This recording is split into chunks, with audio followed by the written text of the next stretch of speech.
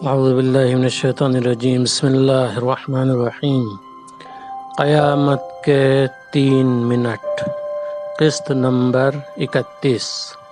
سپاہی آگے بیان کرتا ہے، میرے لیے بہت عجیب سی بات تھی کہ وہاں میں نے اپنے کچھ دوستوں کو دیکھا جو شہید کے عنوان سے برزخ کی جانب گامزن تھے اور حساب کتاب کے بغیر جنت میں داخل ہو رہے تھے۔ ان میں سے بہت سے دوستوں کے چہرے آج بھی میرے ذہن میں موجود ہیں۔ فرشتے نے مجھ سے کہا، تمہارے بہت سے دوستوں کے نصیب میں شہادت لکھ دی گئی ہے، لیکن شرط یہ ہے کہ وہ لوگ اپنے برے اعمال کے ذریعے اس توفیق سے محروم نہ ہو جائیں۔ میں نے فرشتے سے سوال کیا، میں ایسا کیا کام کروں جس سے شہادت کی توفیق برقرار رہے؟ فرشتے نے جواب دیا، غیبت کے زمانے میں شیعت کی رہبری ولی فقیہ کے ہاتھوں میں ہے، اور اسلام کی باغ ڈور بھی ولی فقیہ کے سپرد کی گئی ہے۔ اسی وقت فرشتے نے مجھے ایک تصویر دکھائی جس میں رہبر معظم حضرت آیت اللہ العظمیٰ سید علی خامنئی تشریف فرما تھے۔ عجیب بات یہ ہے کہ رہبر معظم کے ارد گرد بہت سے ایسے لوگ تھے جن کو میں پہچانتا تھا کہ یہ لوگ رہبر معظم کو نقصان پہنچانا چاہتے ہیں، لیکن وہ اپنی کوشش میں کامیاب نہیں ہو پا رہے ہیں۔ میں نے اس وقت بہت سے مناظر دیکھے، یہاں تک کہ آنے والے مناظر کو بھی دیکھ لیا۔ میں نے بہت سے لوگوں کو دیکھا کہ شدید عذاب میں مبتلا ہیں۔ یہ وہ لوگ تھے جن کی گردنوں پر لاکھوں انسانوں کے حقوق تھے۔ محشر میں یہ لوگ سب سے مدد طلب کر رہے تھے، لیکن کوئی ان کی مدد نہیں کر رہا تھا۔ ان کا رونا گڑ گڑانا ان کو کچھ فائدہ نہیں پہنچا رہا تھا۔ اس کے بعد میں نے فرشتے سے کچھ سوال کیے اور فرشتے نے سب سوالوں کے جواب دیے۔ مثلاً میں نے امام زمانہ عجل اللہ تعالی فرجہ الشریف اور ظہور کے متعلق سوال کیا تو فرشتے نے جواب دیا، لوگوں کو خدا سے ظہور امام کی دعا کرنی چاہیے تاکہ دنیا و آخرت کی پریشانیوں سے نجات پا سکیں۔ بہت سے لوگ ایسے ہیں کہ ہزارہا مشکلات کے باوجود امام کے ظہور کی دعا نہیں کرتے۔ اگر کبھی دعا کرتے بھی ہیں تو اپنی دنیاوی مشکلات کو حل کرنے کی خاطر دعا کرتے ہیں۔ پھر فرشتے نے ایک نمونہ پیش کیا۔ کچھ زمانے پہلے فٹ بال کا میچ ہوا تھا۔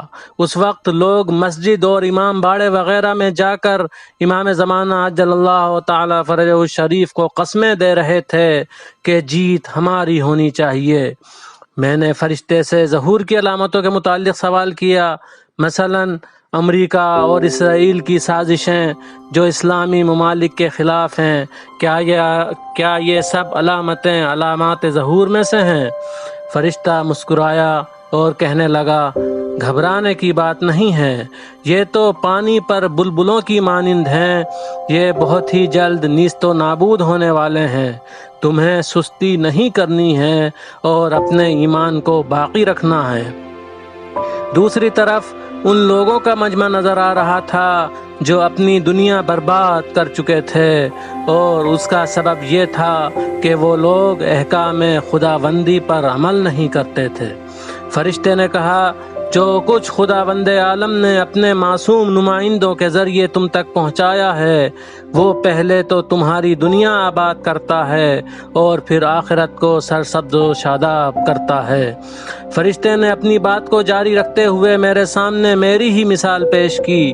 مثلاً تم نے جو ایک نامحرم سے فون پر رابطہ کیا تھا، اگر وہ رابطہ برقرار رہتا تو تمہاری دنیا برباد ہو جاتی، تمہارے نامہ اعمال میں گناہ کبیرہ لکھ دیا جاتا اور تمہاری زندگی جہنم بن جاتی۔ اسی اثنا میں متوجہ ہوا کہ مجھ سے کچھ فاصلے پر میرے پیچھے ایک نورانی خاتون کھڑی ہیں۔ دوسرے تمام لوگوں کے احترام کرنے سے میں سمجھ گیا کہ وہ ہماری جدہ ماجدہ جناب فاطمہ زہرا سلام اللہ علیہا ہیں۔ جب میرے نامہ اعمال کو پڑھا جا رہا تھا، اگر کوئی گناہ اور غلطی کا تذکرہ ہوتا تو وہ خاتون اپنا رخ پھیر لیتیں، اور اگر نیکی کا تذکرہ ہوتا تو ان کے لبوں پر مسکان نظر آتی تھی۔ میری پوری توجہ جناب فاطمہ زہرا سلام اللہ علیہا کی طرف تھی۔ میں دنیا میں جناب فاطمہ زہرا سے بے حد لگاؤ رکھتا تھا۔ ایام فاطمیہ میں مجالس کا اہتمام کرتا تھا اور ہمیشہ انہیں یاد کرتا رہتا تھا۔ قابل ذکر بات یہ ہے کہ ہمارے نانا اپنے زمانے کے جید عالم اور سید تھے، اور ہم بھی سید تھے۔ اب وہ منزل تھی کہ جناب فاطمہ سلام اللہ علیہا میرے ساتھ کھڑی ہوئی تھیں اور میرے اعمال کا مشاہدہ کر رہی تھیں۔ فقط جناب فاطمہ ہی نہیں، بلکہ میں نے وہاں تمام معصومین علیہم السلام کو دیکھا۔ ایک شیعہ کے لیے کتنا دشوار مرحلہ ہے کہ اس کے اماموں کے سامنے اس کا نامہ اعمال کھولا جائے۔ میرے بعض اعمال معصومین علیہ السلام کی ناراضگی کا سبب قرار پا رہے تھے تو میں شرم سے پانی پانی ہوا جا رہا تھا۔ مجھے بہت تکلیف ہو رہی تھی کہ میرے بہت سے اچھے اعمال رائگاں ہو گئے تھے اور میرے نامہ اعمال میں زیادہ نیکیاں باقی نہیں رہی تھیں۔ ایک لمحے کے لیے میری نظر میرے دنیاوی گھر پر پڑی تو میری نگاہوں نے دیکھا کہ میری 4 مہینے کی حاملہ بیوی مصلی پر بیٹھی ہے اور آنکھوں میں اشک بھر کر خدا کو جناب فاطمہ کا وسیلہ دے رہی ہے کہ اس کا شوہر ٹھیک ہو جائے۔ محلے کے ایک گھر میں 2 یتیم بچوں کو دیکھا جو خدا کو قسم دے رہے تھے کہ میری جان بچ جائے۔ وہ خدا سے کہہ رہے تھے کہ پروردگار، ہم دوبارہ یتیم ہونا نہیں چاہتے، کیونکہ میں ان دونوں یتیموں کی کفالت کرتا تھا اور میری یہی کوشش رہتی تھی کہ انہیں باپ کی کمی کا احساس نہ ہونے دوں۔ وہ دونوں میرے آپریشن سے باخبر تھے اور خدا سے آہ و نالہ کر رہے تھے کہ میں زندہ رہوں۔ میں نے فرشتے سے کہا، میرے پاس اب کچھ نہیں بچا، کیا آپ کچھ ایسا کام کر سکتے ہیں کہ میں واپس چلا جاؤں؟ کیا یہ ممکن نہیں کہ میری جدہ ماجدہ جناب فاطمہ زہرا سلام اللہ علیہا سے میری شفاعت کرا دو؟ شاید وہ اجازت دے دیں اور میں واپس چلا جاؤں اور وہ اچھے اعمال جن کو میں نے چھوڑ دیا تھا وہ انجام دے دوں، یا وہ کام جو غلط ہیں ان کو صحیح کر کے واپس آ جاؤں۔ فرشتے نے کہا، ہرگز نہیں۔ میں نے پھر اصرار کیا اور کہا کہ میری جدہ ماجدہ سے شفاعت کی سفارش تو کر دیجئے۔